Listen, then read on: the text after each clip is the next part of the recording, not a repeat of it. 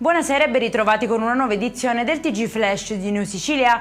In apertura ha firmato a Roma l'accordo di programma per il ponte sullo Stretto. Il presidente della regione siciliana Renato Schifani parla di un passo decisivo per un'opera storica strategica per l'isola e tutto il Mezzogiorno. L'intesa fissa impegni e risorse per completare i collegamenti stradali e ferroviari. Sfreccia sulla circonvallazione di Catania senza casco a bordo di una moto rubata. Protagonista un 18enne catanese notato da una pattuglia, è stato inseguito e bloccato dopo una breve fuga. La moto è tornata al proprietario, per il giovane invece è scattata la denuncia.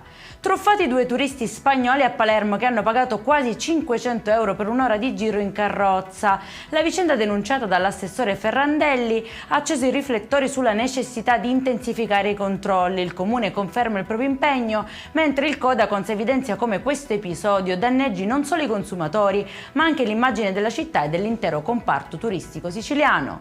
Ennesima violenza domestica, questa volta a Torre Grotta, in provincia di Messina, dove un marito violento si è scagliato contro la moglie davanti ai figlioletti minorenni. La donna è finita al pronto soccorso, mentre l'uomo è domiciliari.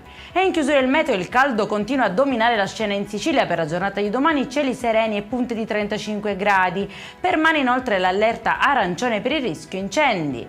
Per questa edizione è tutto, prossimo appuntamento domani alle 13:30. Buona serata!